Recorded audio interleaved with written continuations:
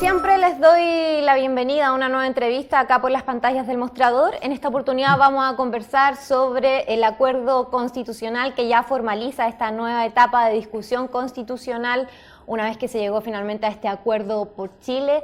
Y para eso hoy día me encuentro acá en las oficinas del diario junto al abogado José Francisco García, profesor de Derecho Constitucional de la Universidad Católica, doctor en Derecho de la Universidad de Chicago y miembro de la comisión técnica que redactó la reforma constitucional que implementó el acuerdo del 15 de noviembre. O sea, fuiste parte de este primer proceso.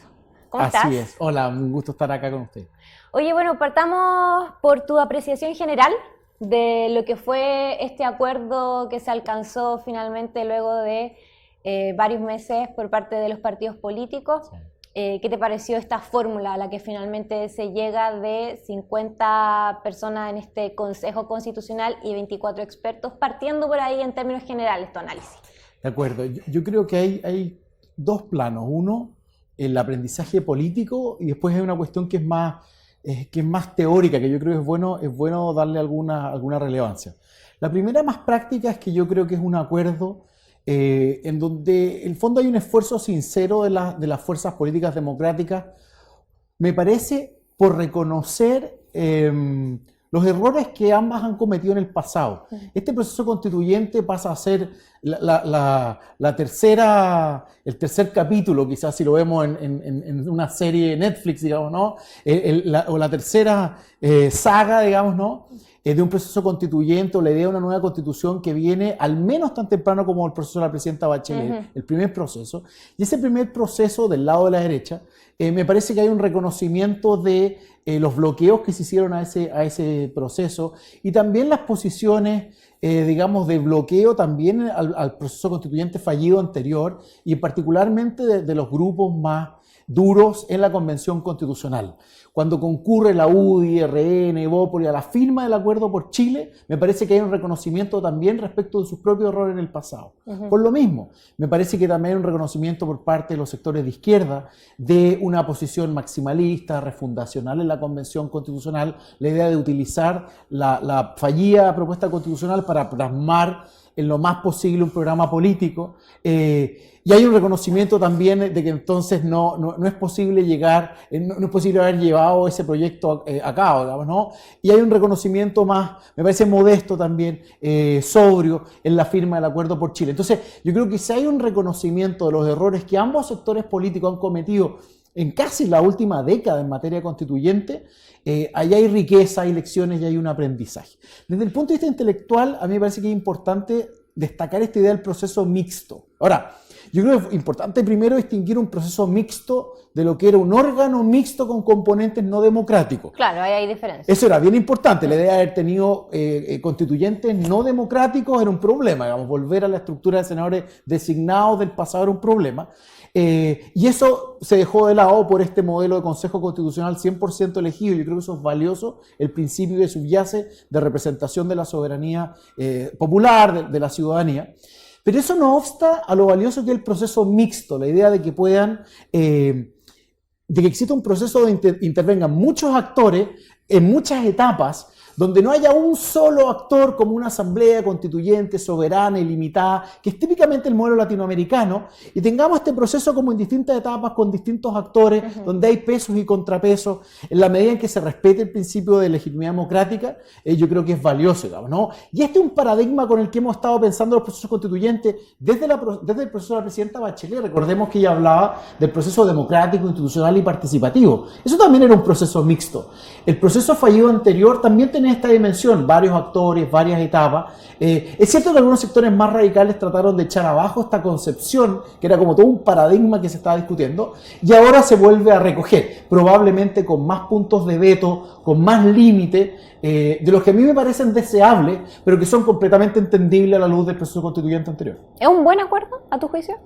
Yo creo que el presidente, atendiendo que es un acuerdo y que todas las partes tuvieron que ceder. Yo creo que el presidente Boric tiene razón de que es un acuerdo imperfecto, digamos, ¿no? Pero es un acuerdo imperfecto que nace de los temores, de los miedos, de los riesgos que un sector mayoritario que votó por el rechazo estimó vinculado al proceso anterior, y por lo tanto hay un aprendizaje, pero un aprendizaje con muchos algodones, con muchos seguros, con muchos puntos de veto, y ahí mis dudas estructurales si el actual diseño, entendiendo el contexto en el que se da, digamos, ¿no? Donde hay muchas, insisto, riesgos, preocupaciones, digamos, ¿no?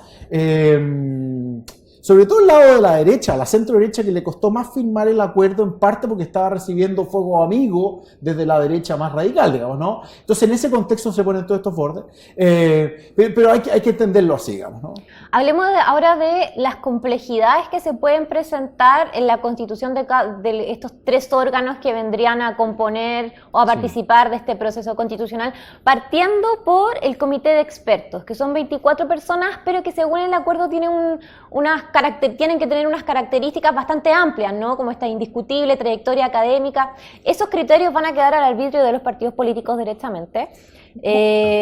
O sea, más allá como de esta prescindencia o omnipotencia que muchas veces se tiende como a idealizar a la figura del experto, ¿cómo eso se baja en lo concreto de la discusión cuando se tengan que hacer las nominaciones? ¿Cuáles son los criterios que van a primar a tu juicio? De acuerdo, yo no creo que los que nos están escuchando estén completamente familiarizados con el proceso legislativo chileno, pero en el fondo tenemos básicamente el acuerdo replica el proceso legislativo, o sea, es más o menos el modelo como nosotros generamos leyes, que es el que está en el acuerdo. Y es interesante porque tú mencionas las tres instituciones, el Consejo, la comisión experta primero, de las 24, estos expertos y expertas, que inmediatamente te voy a contestar la pregunta aquí y pueden haber problemas, el Consejo Constitucional, que replica el Senado, y luego está la Comisión Técnica de Admisibilidad, que también ha sido llamado árbitro. Esto es interesante porque uno podría... Una especie de tribunal constitucional. Exactamente, y hacia allá voy. O sea, en el fondo, si lo pensamos bien, son dos cámaras. Es curioso porque esto es equivalente a un bicameralismo asimétrico, donde las dos cámaras no son poderosas, pero igual son dos cámaras. Una cámara sería la comisión experta, la otra cámara, el Consejo Constitucional, que debería ser el más importante, donde está la legitimidad democrática. En la comisión experta está más bien la legitimidad del conocimiento, de la experticia, y luego está el árbitro, que es el Comité Técnico de Admisibilidad, que está encargado de velar porque tanto en la discusión del anteproyecto, en la comisión experta, los primeros 4 meses del proceso, desde enero a fines de mayo, y luego la discusión del anteproyecto de nueva constitución en el Consejo Constitucional, entre más o menos el 21 de mayo y el 21 de octubre del próximo año, se respeten los famosos 12 bordes o 12 bases constitucionales que son, por así decirlo, el futuro capítulo primero de la nueva Constitución, que orienta el debate tanto en la comisión experta como en el Consejo Constitucional. Ahora, efectivamente, entonces se parece bastante también la Comisión Técnica de Admisibilidad como a esta idea de tercera cámara, ¿no? Un control preventivo de que las normas de la futura Constitución no vayan a ser contrarias u omitir algunas de las bases en la nueva Constitución. Entonces, yo creo que es más o menos fácil pensar que hay algo así como una Cámara de Diputados, un Senado y un Tribunal Constitucional interviniendo en el acuerdo. Ahora, hay un desafío que tienen los partidos políticos en un doble sentido. Primero, en que esto no sea, es un pacto político democrático, eso es valioso, yo lo valoro mucho, es bueno tener estos acuerdos para nuestra democracia, pero también hay un riesgo en que se vuelva elitista, ¿sí? Y que esté solamente circunscrito a las fuerzas políticas democráticas. Y siento que es valioso, pero esto, y esto lo vamos a conversar después, esto requiere volver con dosis altas de legitimidad democrática y participación ciudadana.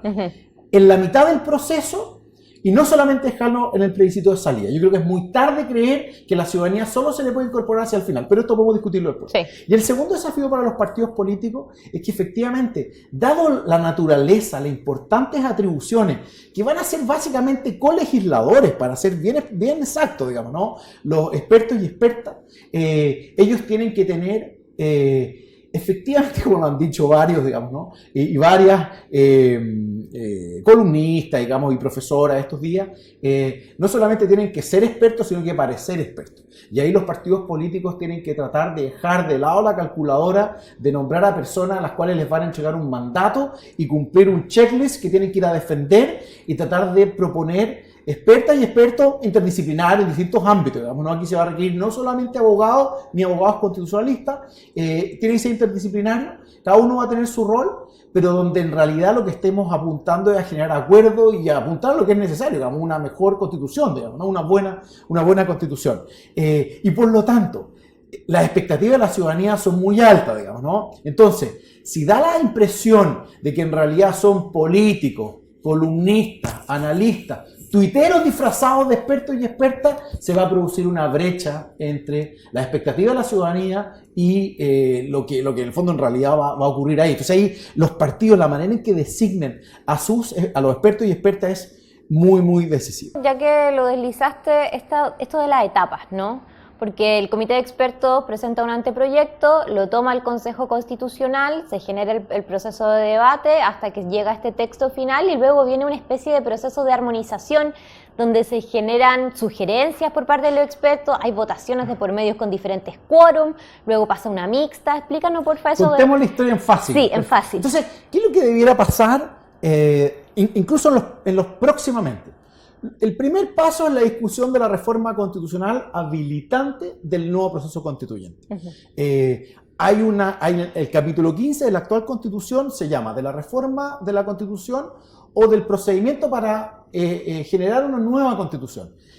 Esto es una segunda sección, esa se tiene que modificar. Entonces hay una comisión de 5 expertas, 4 expertos y una experta, que están proponiendo ese proyecto de reforma constitucional, lo tiene que discutir el Congreso Nacional. Como es una reforma constitucional, va a requerir 4/7 de los diputados y senadores en ejercicio. Ahora, las fuerzas que fueron al acuerdo por Chile representan más o menos casi el 80% en la Cámara de Diputados y casi el 90% en el Senado. Entonces, es verdad que ha habido alguna discusión de si van a presentar indicaciones o no, pero en el fondo debería respetarse el acuerdo por Chile y en principio las firmas de estos 14 partidos y 3 movimientos políticos darían para tener una amplia... Se debiese traducir en votos. O sea, pueden haber algunas, después podemos discutir si hay algunos vacíos y qué modificaciones pueden haber, pero en teoría votos hay, digamos, ¿no?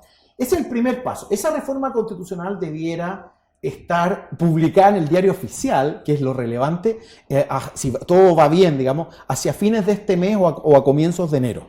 Eso es importante porque el primer hito entonces del proceso constituyente es la instalación de la comisión de la comisión experta, con estos 24 expertos y expertas. Esto es importante porque en paridad 12 fueron nombrados por el Senado, 12 fueron nombrados, propuestos por la Cámara de Diputados y luego ratificados por 4/7 por ambas cámaras. Y ellos lo que hacen entre alguna semana de enero por definir aún, cuando se publique la ley, la reforma constitucional, y el 21 de mayo en que se espera que se instale el Consejo Constitucional, ellos son el primer hito. 4 meses redactando el proyecto de reforma, anteproyecto, perdón, de nueva constitución, una propuesta de nueva constitución. ¿Siguiendo qué?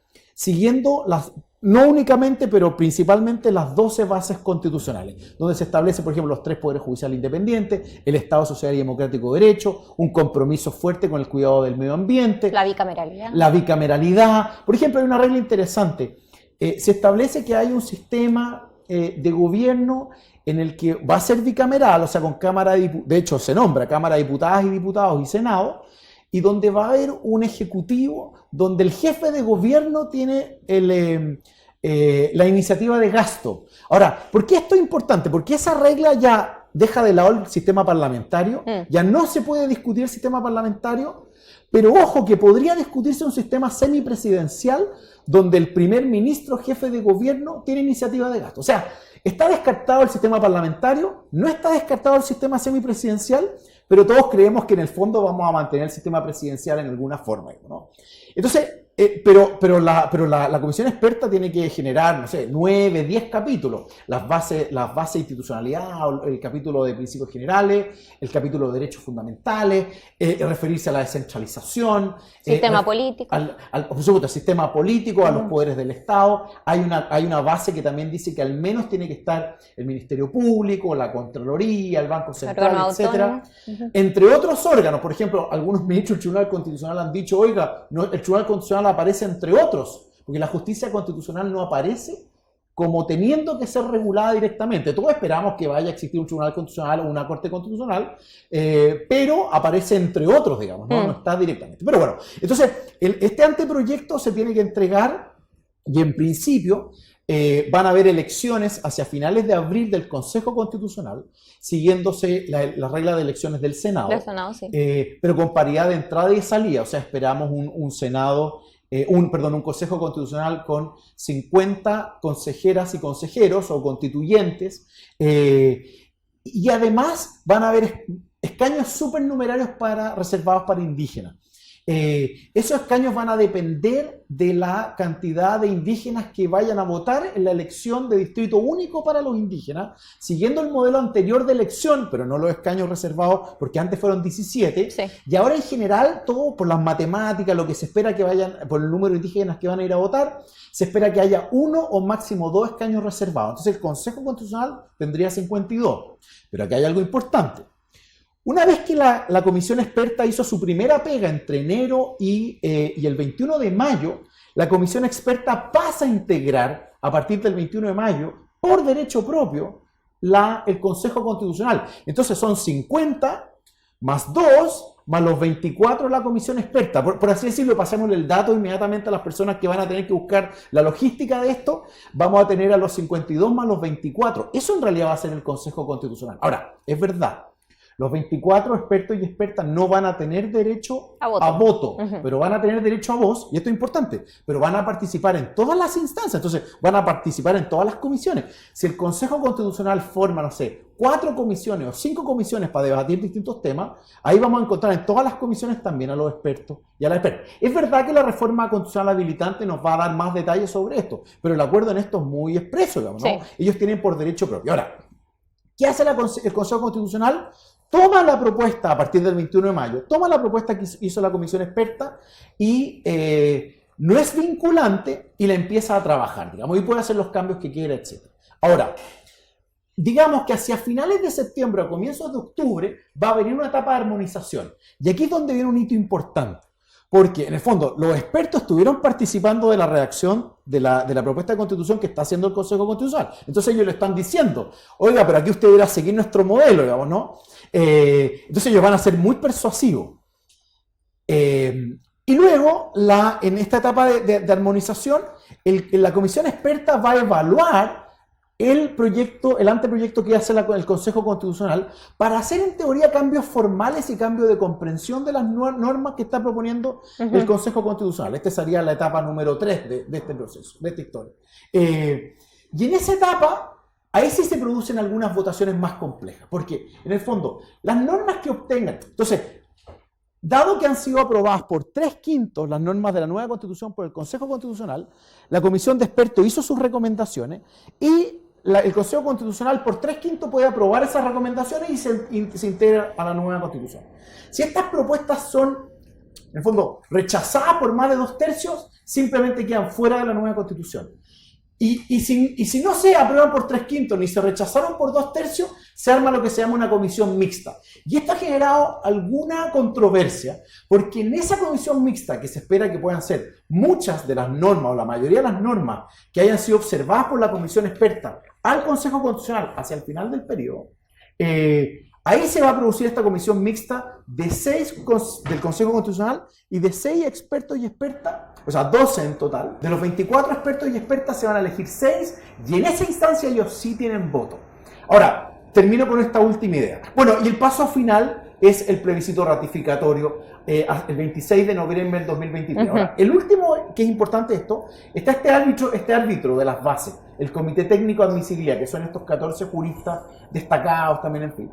Ellos van a ser importantes porque tanto en la primera etapa de discusión por la comisión experta, como en la discusión ante el Consejo Constitucional, ellos van a estar velando porque se respeten todas estas normas constitucionales de la futura Constitución, que se respeten las bases.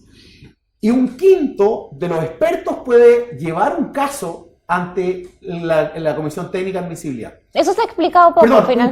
Un quinto del Consejo Constitucional Sí. puede llevar, 1/5 son 10 consejeros. Bueno, 52 hay que calcular, pero digamos que van a ser 10 consejeros. Pueden llevar ante el Comité Técnico de Admisibilidad para mostrar una tarjeta amarilla. Decir, oiga, Comité Técnico de Admisibilidad, diga cómo esta propuesta que se está aprobando viola una de las reglas. Ejemplo concreto.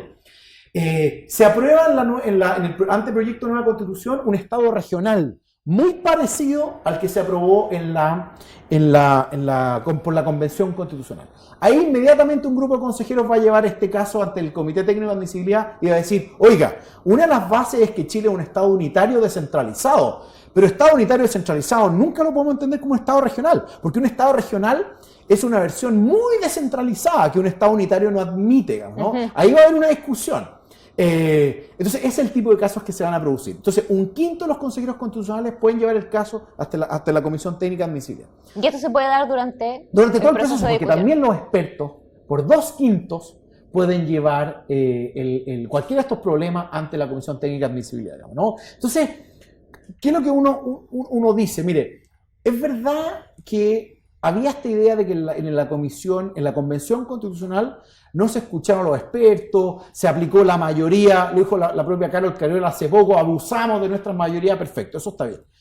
Y me parece un buen reconocimiento porque fue así, ¿no? Se excluyó a la centro-derecha democrática por lo menos. Lección aprendida. Pero lo que uno querría es que este diseño sea un diseño que promueva los acuerdos. Y lo que en realidad vemos, y esta es una preocupación mía de diseño, de la estructura del diseño, es que para contener lo que pasó en la Convención Constitucional nos fuimos al otro extremo. O sea, más que pensar en facilitar acuerdos, lo que hacemos es generar muchos puntos de veto. La capacidad de 1/5 de los consejeros y 2/5, por ejemplo, de los expertos de estar levantando tarjeta amarilla de manera permanente. Algunos esto lo ven como algo virtuoso.